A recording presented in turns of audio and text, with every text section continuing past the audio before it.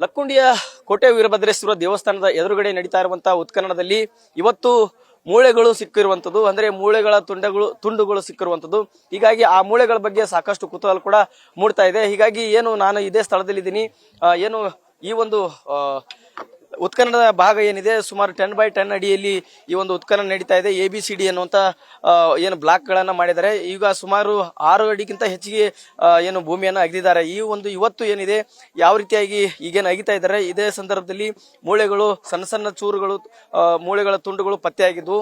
ಅವುಗಳನ್ನ ಈಗಾಗಲೇ ಒಂದು ಸಣ್ಣ ಪ್ಲಾಸ್ಟಿಕ್ ನಲ್ಲಿ ಹಾಕಿ ಪುರಾತತ್ವ ಇಲಾಖೆ ಸಿಬ್ಬಂದಿಗಳು ಅವನ್ನ ಸಂರಕ್ಷಣೆ ಮಾಡಿದ್ದಾರೆ. ಈ ಒಂದು ಮೂಳೆಗಳ ಬಗ್ಗೆ ಸಾಕಷ್ಟು ಕುತೂಹಲ ಮೂಡಿದೆ. ಅಂದ್ರೆ ಮೂಳೆಗಳು ಈ ಒಂದು ಭಾಗದಲ್ಲಿ ಯಾಕೆ ಸಿಕ್ಕು, ಎದುರು ಇವು ಅನ್ನೋದು ಕೂಡ ಸಾಕಷ್ಟು ಅಧ್ಯಯನ ಮತ್ತೆ ತನಿಖೆ ಕೂಡ ಮಾಡಬೇಕಾಗಿದೆ. ಹೀಗಾಗಿ ಅಧಿಕಾರಿಗಳು ಕೂಡ ಇದಕ್ಕೆ ಸಂಬಂಧಪಟ್ಟಂತೆ ಸಾಕಷ್ಟು ಅಧ್ಯಯನ ಕೂಡ ಮಾಡುವಂತ ಪ್ರಸಂಗ ಬರುವಂತದ್ದು. ಹೀಗಾಗಿ ಏನೇನು ಅವಶೇಷಗಳು ಸಿಗ್ತವೆ ಅವೆಲ್ಲವೂ ಕೂಡ ಈಗಾಗಲೇ ಅಧಿಕಾರಿಗಳು ತಮ್ಮ ವಶಕ್ಕೆ ತೆಗೆದುಕೊಂಡು ಸಂರಕ್ಷಣೆ ಮಾಡಿದ್ದಾರೆ. ಅವುಗಳ ಬಗ್ಗೆ ಮುಂದಿನ ದಿನಮಾನಗಳಲ್ಲಿ ಕೂಡ ಅಧ್ಯಯನ ಕೂಡ ಮಾಡಲಿದ್ದಾರೆ. ಆದರೆ ಪ್ರಮುಖವಾಗಿ ಈ ಒಂದು ವಿಷಯಕ್ಕೆ ಸಂಬಂಧಪಟ್ಟಂತೆ ಇಲ್ಲಿನ ಮುಖಂಡರಾಗಿರುವಂತಹ ಈ ಒಂದು ಲಕ್ಕುಂಡಿ ಅಭಿವೃದ್ಧಿ ಪ್ರಾಧಿಕಾರದ ಸದಸ್ಯರಾಗಿರುವಂತಹ ಸಿದ್ದು ಪಾಟೀಲ್ ಅವರು ಇದ್ದಾರೆ. ಅವ್ರ ಜೊತೆಗೆ ನಾನು ಮಾತಾಡ್ತಾ ಹೋಗ್ತೀನಿ. ಸರ್, ಇವತ್ತು ಮೂಳೆಗಳು ಸಿಕ್ಕಿದ್ದವಲ್ಲ, ಅದ್ರ ಬಗ್ಗೆ ಸಾಕಷ್ಟು ಕುತೂಹಲ ಇದೆ. ಯಾವ ಕಾಲದ್ದಿರ್ಬೋದು, ಯಾವ ಮೂಳೆಗಳು ಇರ್ಬೋದು ಅಂತ ಹೇಳಿ ಅನ್ಸುತ್ತೆ ಸರ್? ಸರ್, ನಾನು ಲಕ್ಕುಂಡಿ ಪ್ರಾಧಿಕಾರದ ಸದಸ್ಯನಾಗಿ ಹೇಳ್ಬೇಕಂದ್ರೆ ಸತತವಾಗಿ 6ನೇ ದಿವಸ ಯಶಸ್ವಿಯಾಗಿ ಉತ್ಖನನ ಕಾರ್ಯ ನಡೆದಿದೆ. ಕಳೆದ 5 ದಿನಗಳಿಂದ ಯಾವುದೇ ರೀತಿಯಾದಂತಹ ಮೂಳೆಗಳು, ಗಡಿಗೆಗಳು ಸಿಕ್ಕಿರಲಿಲ್ಲ.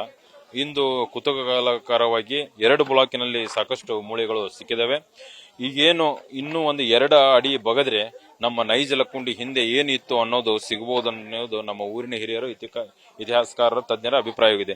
ಈ ಎಲ್ಲ ಸಿಕ್ಕಂತ ಮೂಳೆಗಳನ್ನು ಕಲೆಕ್ಟ್ ಮಾಡಿ ಒಂದು ಬಾಕ್ಸ್ ನಲ್ಲಿ ಹಾಕಿ ನುರಿತ ತಜ್ಞರ ತಂಡ ಬಂದು ಅದನ್ನ ಟೆಸ್ಟ್ ಮಾಡಿಂದ ಅದು ಎಷ್ಟು ವರ್ಷದ ಹಿಂದಿಲ್ದು, ಯಾವ ಇದಕ್ಕೆ ಸೇರಿದ್ದು, ರಾಜರದ್ದು ಇಲ್ಲಿ ಅಂತಃಪುರ, ರಾಣಿಯರ ಅಂತಃಪುರ ಇತ್ತು, ರಾಜನ ಒಡ್ಡೋಲಗ ಇತ್ತು ಅಂತ ಹೇಳ್ತಾ ಇದ್ದಾರೋ ಅದು ಟೆಸ್ಟ್ ಮುಖಾಂತರನೇ ಹಿರಿಯ ತಜ್ಞರೊಂದಿಗೆ ಚರ್ಚೆ ಮಾಡಿದ ಮೇಲೆ ಗೊತ್ತಾಗುತ್ತೆ ಸರ್. ಸರ್, ಈ ಒಂದು ಭಾಗ ಸಾಕಷ್ಟು ರಾಜಮನೆತನಗಳಿಂದ ಕೂಡಿತ್ತು. ಸಾಕಷ್ಟು ರಾಜರು ಈ ಒಂದು ಭಾಗವನ್ನು ಆಳಿದ್ದಾರೆ.